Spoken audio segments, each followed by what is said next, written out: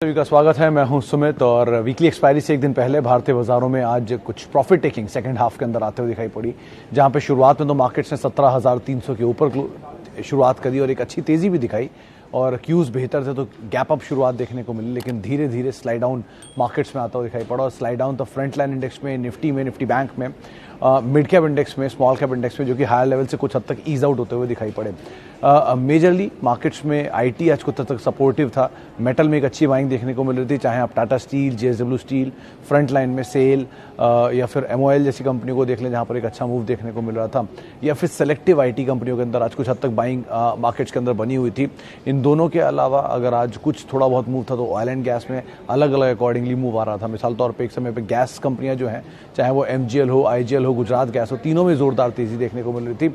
हालांकि ओएनजीसी तेजी थी, फिर बैकफुट पे आया, और उसके अलावा क्योंकि क्रूड की मूवमेंट अकॉर्डिंगली देखने को मिली तो उसके हिसाब से ओएमसीज में शुरुआती कारोबार में तेजी थी, उसके बाद कुछ हद तक फिजल आउट होते हुए दिखाई पड़े।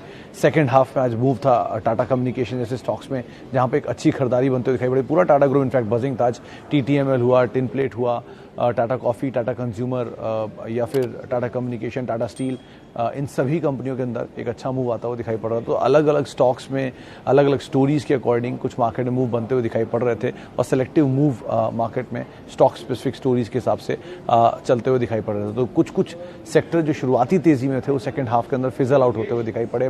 मिसाल तौर पर मल्टीप्लेक्सेस आज शुरुआती तेजी में ठीक ठाक दिखाई पड़ रहे थे। लिकर फ्लैट था, सेकंड हाफ तक वो टूटता हुआ दिखाई पड़ा। तो ओवरऑल मार्केट्स के अंदर आज मूव बेटर साइड पर फर्स्ट हाफ में, सेकंड हाफ में थोड़ा सा फिजल आउट हुआ।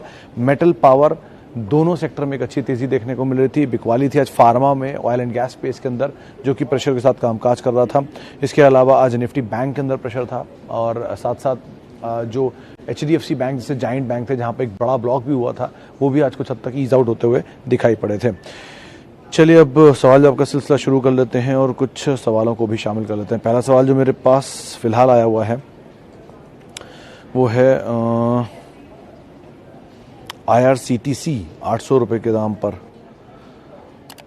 पलक जी, IRCTC एक तरफा तेजी के बाद वाला स्टॉक है। आप मतलब इसको बेटर साइड पर अगर आप समझना चाहेंगे तो आप NBCC के चार्ट देखिए, वो ज़्यादा बेटर सिचुएशन आपको इसके केस में समझा पाएंगे, क्योंकि उसमें भी एक तरफा तेजी आई थी और उसके बाद स्प्लिट बोनस और उसके बाद वो नीचे आया। लाइकवाइज इसमें भी एक तरफा तेजी आई, इक्विटी डाइल्यूट हुई और नीचे आया। कारोबार ठीक है, ग्रोथ अच्छी है। कंपनी की मैनेजमेंट से लास्ट क्वार्टर में मेरी बात भी हुई थी, उनके भी जो अब क्योंकि अनलॉक हुआ है, रेलवे टिकट्स वापस उन लेवल्स पर आ चुके हैं, प्राइसिंग हायर साइड पर है, अच्छी सर्विसेज शुरू हो चुकी हैं, पिकअप भी हो रहा है, लोग ट्रैवल भी कर रहे हैं, तो रेलवे के नंबर्स तो इंप्रूव होने चाहिए, तो उसका एक इम्पैक्ट आएगा गोइंग फॉरवर्ड। लेकिन इन सभी चीज़ों के बीच में एक चीज़ का ध्यान रखिएगा, ये शेयर ऑलरेडी बहुत चला हुआ है और ज़रा सी तेज़ी इसने दोबारा पकड़ी तो फिर हायर लेवल्स पे कुछ ना कुछ इक्विटी डाइल्यूशन आता हुआ दिखाई पड़ सकता है, FPO केस में, NFO केस में। तो आप उस तरह से इसको देखिए, वो ज़्यादा बेटर है। PSU कंपनी में हमेशा एक यही केविएट रहता है कि ऊपर के लेवल पे स्टेक सेल आ सकता है कभी भी, तो उसका आप ध्यान रखिए। बाकी कोई दिक्कत नहीं है इस कंपनी के साथ। ओके, विप्रो एंड IEX के केस में चंदन जी, आज सुबह ही किसी जानकार से हमारी बात हो रही थी और उन्होंने ये कहा कि इसके अंदर विप्रो में एटलीस्ट आप तेज़ी अभी भी देख सकते हैं। ये शायद IT पे राजेश पालविया साहब से ही बात हो रही थी, उन्होंने कहा था कि इस कंपनी के साथ आप बने रहिए। वैसे भी वैल्यूएशन के लिहाज से सबसे सस्ते मल्टीपल्स में से एक IT स्पेस में कामकाज करने वाली कंपनी है, तो वैसे भी आपको उस हिसाब से भी कोई दिक्कत होनी नहीं चाहिए। तो आप अदरवाइज बने रह सकते हैं IT के अंदर। और IT में विप्रो 27 के मल्टीपल पे कामकाज करने वाला एक स्टॉक है, निफ्टी में एटलीस्ट। निफ्टी में अगर कुछ सस्ते मल्टीपल पे कामकाज कर रहे हैं तो उसमें एक अदानी पोर्ट और एक विप्रो, दो ही ऐसे नाम हैं जो कि इस तरह के मल्टीपल्स के साथ कामकाज कर रहे हैं। तो आप उसको अदरवाइज भी देख सकते हैं अगर आप इसमें सिचुएशंस ले रहे हैं। तो बाकी मिड कैप IT में tech Mahindra, HCL front line में दोनों, और बिरला सॉफ्ट और सोनाटा सॉफ्ट, ये चार ऐसी कंपनियां जो कि अपने सेक्टर के PE से एटलीस्ट नीचे कामकाज कर रही हैं। Okay, Britannia for long term. Madhur sahab, long term के लिए ब्रिटानिया में इशू नहीं है सो फार, तो उसमें कंसर्न दिख रहा है क्योंकि वो इनपुट कॉस्ट बढ़ी है। आज सुबह पार्ले की मैनेजमेंट मौजूद थी, पार्ले सेक्टर का लीडर है। ब्रिटानिया सेकंड लार्जेस्ट कंपनी है जो कि इस सेक्टर में है और लार्जेस्ट लिस्टेड कंपनी है। तो इनपुट कॉस्ट का इम्पैक्ट, मिसाल के तौर पे गेहूं की कीमतें बढ़ी, दूध की कीमतें बढ़ी, वो इस कंपनी के लिए इशू रहेगा। और साथ साथ शुगर की कीमतें भी बढ़ना, वो इन सब चीज़ों का इम्पैक्ट कंपनी के मार्जिन्स के ऊपर आ रहा है। ऑलरेडी करीब करीब 10% के आसपास का हाइक कंपनी कर चुकी है अपने प्रोडक्ट्स में, और उसके बावजूद भी कंपनी के मार्जिन्स पे हिट हो रहा है। रिसेंटली एक रिपोर्ट किसी हाउस की मैंने पढ़ी थी, इस कंपनी ने 4 प्राइस हाइक किए हैं 4 अलग अलग क्वार्टर में, और चारों क्वार्टर के प्राइस हाइक को अगर आप मिला भी लेंगे तो भी वो पिछले 3 क्वार्टर के जो इनपुट इन्फ्लेशन बढ़ा है उसके बराबर नहीं पड़ रहा है। इस तरह की कॉस्ट बढ़ी है पिछले 3 क्वार्टर में, और अभी चौथे क्वार्टर की कॉस्ट और ऐड होगी जो कि सबसे ज़्यादा है। तो इसलिए थोड़ा प्रेशर रहेगा नियर टर्म में।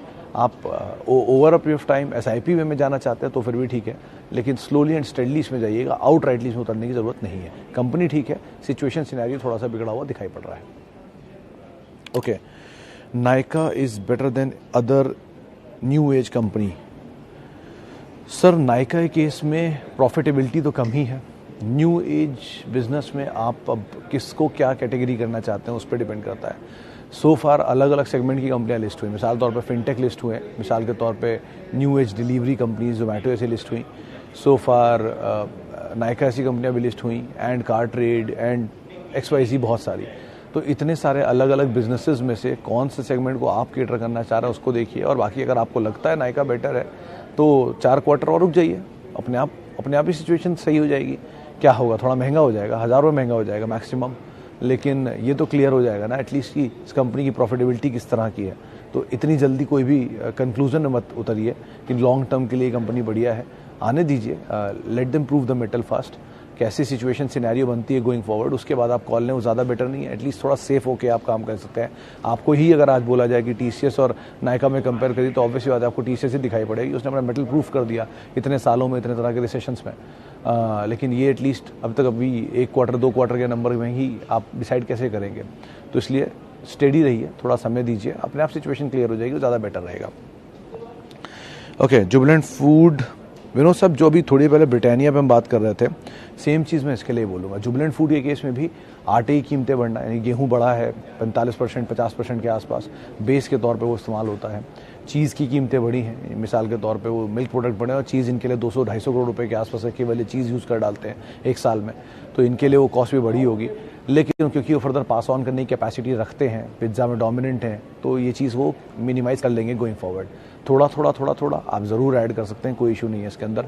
कंपनी ठीक है, स्टॉक स्प्लिट अवेटेड है, गोइंग फॉरवर्ड सिचुएशंस के हिसाब से यहाँ पर कॉल ली जाएगी। लेकिन सो फार ये कंपनी में कोई दिक्कत नहीं, बस एक तरफा चला था इसलिए थोड़ा सा ईज आउट ज़रूर हुआ है, लेकिन FMCG पूरा ही प्रेशर में है, इसलिए भी सेक्टर टेलविंड झेल रहा है। तो आप वो हेडविंड झेल रहा है। अगर वो हेडविंड्स को आपको लगता है कि दिक्कत नहीं होगी, गोइंग फॉरवर्ड वापस नॉर्मल चीज़ें हो जाएंगी, तो आप ज़रूर इसके अंदर एंटर करें। वैसे इस कंपनी के अंदर स्ट्रक्चरली कोई खास प्रॉब्लम नहीं है। ब्रोकरेज हाउस टारगेट 2700 2750 के आसपास के हैं।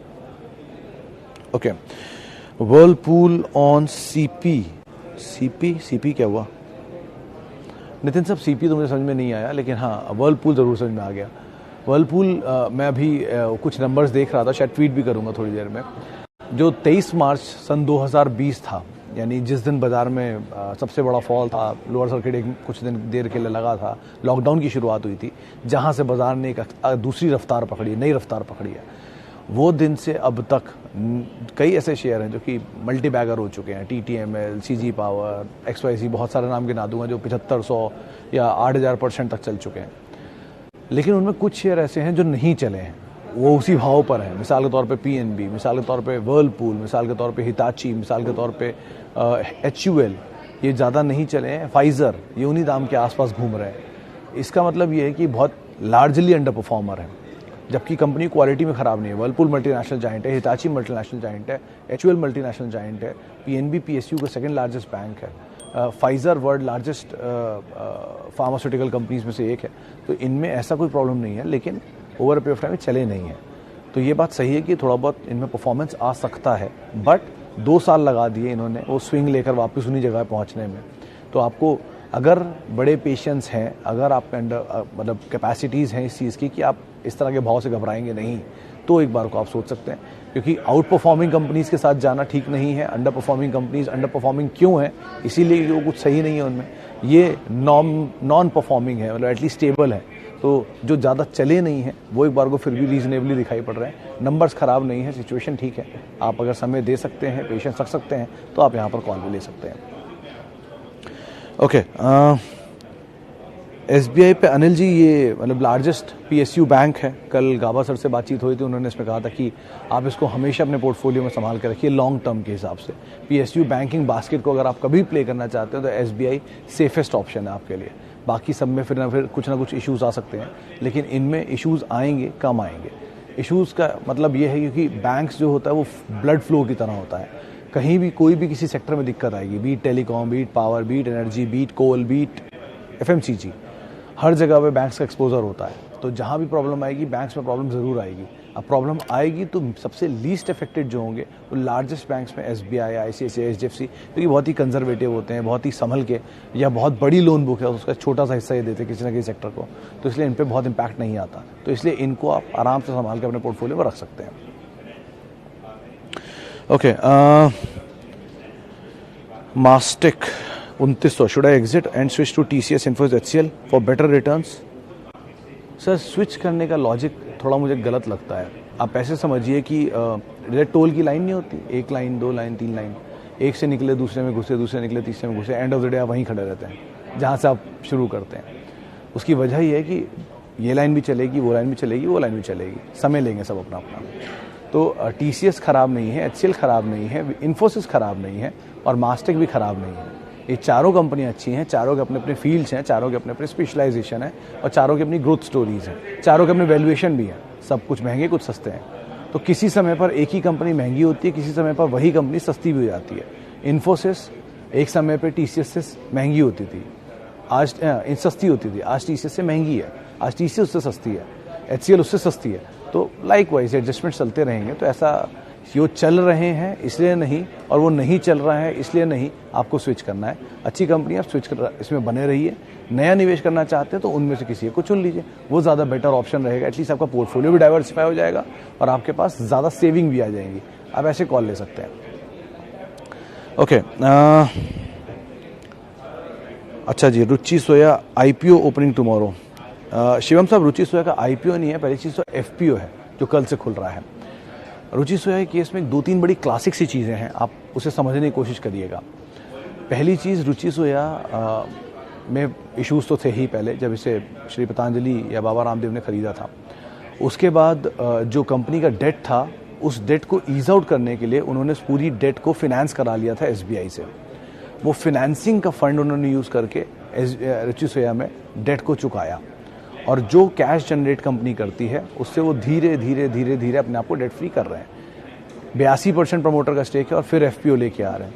वो एफपीओ जो आ रहा है वो डिस्काउंटेड प्राइस पे सब्सक्राइब भी हो जाएगा, अच्छा रोड शोज देखने को मिल रहा है। लेकिन कारोबार 77 करोड़ के प्रॉफिट से सीधे 700 करोड़ का प्रॉफिट 3 साल में, जबकि सेल्स वहीं की वहीं है, 13,000 करोड़ से 14,000 या 16,000 करोड़ मैक्स गई है। तो सेल्स में इतना जंप नहीं है, इतना प्रॉफिटेबिलिटी में एक, जबकि अदर इनकम इतनी नहीं है, ऑपरेटिंग प्रॉफिट मार्जिन सेम है। तो सिचुएशन ऐसी फेरबदल क्या हो रहा है ये थोड़ा समझना मुश्किल है। प्रोडक्ट अच्छे हैं, डिमांड भी अच्छी होगी, लेकिन इतनी ज़्यादा तेज जंप थोड़ा मुश्किल है समझने में। तो आप कोई बेटर जानकार जो आप समझते हो उनको चुनिए, या ब्रोकर हाउसेस के व्यूज़ देखिए, वो ज़्यादा बेटर कॉल होगी। और अगर अच्छी कंपनी है तो पहले भी लिस्टेड थी, तब आप उसमें एंटर कर जाते, ज़्यादा बेटर था। एफपीओ का वेट करना सिर्फ डिस्काउंटेड प्राइस के लिए तो बात अलग है। ब्रोकर हाउसेस हालांकि इसमें कुछ लोग सब्सक्राइब की राय दे रहे हैं, तो मैं आपको वो व्यू भी आपके सामने रख देता हूँ। Okay, momentum play in oil distribution companies. Malik साहब, डिपेंड, अब क्रूड तेज है तो ये तेज़ी पकड़ेंगे क्योंकि इनके मार्जिन सेव हो रहे हैं। तो ये ओएनजीसी, बीपीसीएल, ओएनजीसी कह रहा हूँ, माफ कीजिएगा, बीपीसीएल, आईओसी और एचपीसीएल, इन तीनों मोमेंटम आना चाहिए क्योंकि क्रूड तेज है, प्राइसेस कम थे, प्राइसेस बढ़ रहे हैं, तो 80-80 पैसे बढ़ते हैं तो इनके मार्जिन को सिक्योरिटी मिलेगी। लेकिन इसमें अगर आप प्ले करना चाहते हैं तो बीपीसीएल को अवॉइड करिएगा, क्योंकि बीपीसीएल में अगर तेल की कीमतें बढ़ती जा रही हैं और कोई प्राइवेट कंपनी से खरीद लेता है, तो आईओसी बीपीसीएल में तो, आईओसी एचपीसीएल में तो सरकार है, वो तो कभी भी अपने दामों को एडजस्ट करती है, तो उनको तो सपोर्ट है गवर्नमेंट का पीछे, इनको नहीं मिलेगा। तो इसलिए इसको एक बार को, इसकी जो सेल है वो वायबिलिटी ख़त्म हो जाएगी, क्योंकि पहले वायबल था जब उस तम के पेट्रोल के दाम थे, इनके मार्जिन बेटर थे, अब ये वायबल नहीं है। इसलिए आईओसी, एचपीसीएल ज़्यादा बेटर प्लेस्ड हैं, आप उनके साथ एक बार को प्ले कर सकते हैं। लेकिन ये डिस्काउंट न्यूज़ ऑलरेडी डिस्काउंटेड है। अब सभी मान रहे थे कि इलेक्शन के बाद दाम बढ़ेंगे, तो उसी बढ़ना शुरू हो गए। अब कितने दिन तक बढ़ते रहेंगे उस पर डिपेंड करता है। तो आप वैसे कॉल लीजिएगा। कहीं क्रूड पलट गया नीचे तो सिचुएशन और भी पलट सकती है, तो आप उस हिसाब से यहाँ पे कॉल लीजिएगा। बड़ा ट्रिकी गेम है इस समय ओएमसी में मोमेंटम प्ले करना at least. Any issues with succession plan of HDFC group? Madhur sahab ये बात उठी थी, लेकिन मतलब 14 लाख करोड़ का ग्रुप था जो मेरी याददाश्त कहती है एक समय पर। अभी भी किसी भी हाल में 12-14 लाख करोड़ का ग्रुप होगा। मेरे, आपके और कई सारे बाजार के जानकारों से ज़्यादा उनको समझ होगी कि इतने बड़े ग्रुप को चलाना कैसे है। 14 लाख करोड़ का ग्रुप है, देश का तीसरा सबसे बड़ा ग्रुप है, इतनी बड़ी बड़ी दिग्गज कंपनियां हैं और इतने समय की बनी हुई क्रेडिबिलिटी है। हमसे ज़्यादा ही जानते होंगे ना, उनके लिए तो स्पेशलाइज्ड एजेंसीज रखी जाती हैं जो मैनेजमेंट को हायर करती हैं, उनकी पूरी उनकी स्ट्रेंथ्स वीकनेस के ऊपर काम करती हैं। तो और सक्सेशन प्लान है तो ऑब्वियस ही बात है, पारिक सर ने कुछ तो सोचा होगा, कुछ तो उन्हें ऑलरेडी सक्सेशन प्लान में दिया होगा, तो इतना कंसर्न वाली चीज़ है नहीं। मार्केट मान रहा है, ठीक है, उसकी वजह से टूटे थे। वैसे इसके टूटने की वजह एक बड़ी ये भी है कि एफआईएस का फ्लो बाहर जा रहा था और एफआईएस के फेवरेट शेयर है एचडीएफसी बैंक, एचडीएफसी ग्रुप, लेकिन दोबारा एफआईएस का फ्लो वापस आ रहा है। कल एचडीएफसी लिमिटेड में ब्लॉक हुआ, आज एचडीएफसी बैंक में ब्लॉक हुआ, तो इतना शायद कंसर्न नहीं है। ये चीज़ अब ईज आउट हो गई है, तो आप उस हिसाब से यहाँ पे कॉल लीजिएगा, वो ज़्यादा बेटर है। कॉन्ट्रा कॉल अब खेलने की शायद यहाँ ज़रूरत नहीं लग रही है। ओके, यूरेका फॉर्ब्स का क्या चक्कर है? Anil ji, eureka Forbes list हुआ था T2T में। ये एक्चुअल में एक पलूंजी ग्रुप की कंपनी थी, तो पलूंजी ग्रुप की कंपनी को 4400 करोड़ में एक सौदा हुआ था। वो 4400 करोड़ रुपए के सौदे में आई थिंक एवेंटस नहीं, उस ग्रुप का नाम भूल रहा हूँ, पी फर्म है बाहर की जिसने इस कंपनी को ख़रीदा था। उन्होंने, ए से नाम है उनका, वो जो कंपनी जब खरीदने के बाद दोबारा रीलिस्ट कराई गई तो रीलिस्ट T2T में हुई। ऑब्वियस बात है, शुरू के नए 10 दिन जो T2T में लिस्ट हुआ तो वो लगातार टूट रहा था। आज जाके इसका सर्किट खुला, लेकिन अभी भी ये T2T कैटेगरी में, तो जब तक ये T2T कैटेगरी में तब तक इसको आप अवॉइड करिए। कंपनी का बिजनेस ठीक है, ग्रोथ भी अच्छी है, कारोबार भी अच्छा है, लेकिन अभी प्राइसिंग हो रही है सेटल, तो उसको होने दीजिए। अब बाजार जो प्राइस दे रहा है देने दीजिए। जैसे T2T कैटेगरी से बाहर आए तब आप थोड़ा थोड़ा इसमें एक बार को एक्यूमुलेट कर सकते हैं। हाउस व्यू उसके ऊपर अभी कुछ भी नहीं है और नंबर्स भी उन्होंने कुछ खास दिए नहीं हैं, तो एक बार को रिस्की बेट होगा वो, लेकिन अगर आपका एपेटाइट है तो आप ये कॉल लीजिएगा। लेकिन नंबर्स देख सकते हैं, हाउस व्यू पढ़ सकते हैं, इससे रिलेटेड आर्टिकल्स पढ़िए, तब आपको ज़्यादा बेटर सिचुएशन होगी। ये ज़रूर है कि जो कंपनी पी फर्म जिसने इसको खरीदा है उसका पुराना ट्रैक रिकॉर्ड बहुत अच्छा है कि जिन जिन कंपनी को उन्होंने खरीदा था उन कंपनियों में एक बढ़िया मूव आया है, तो आप उस हिसाब से इसको देखिए। बाजार भी यही वेट कर रहा है कि वो T2T से कब बाहर आए, उसके बाद शायद रिएक्शन थे। आज खुला है circuit, let's see going forward कैसे ट्रेड करते हैं। चले, फिलहाल अब इतने सवालों को मैं शामिल कर पाऊंगा, माफ़ी बहुत सारे लोगों से जिनसे आज हम बातचीत नहीं कर पाया। बहुत बहुत शुक्रिया उन सभी लोगों का जिन्होंने सवाल पूछे। आपसे अब कल मुलाकात होगी, कल वीकली एक्सपायरी है, ज़रा ध्यान संभल के आप ट्रेड करिएगा। आप मेरे साथ जुड़ सकते हैं @Sumit Research मेरा ट्विटर हैंडल है। नमस्कार।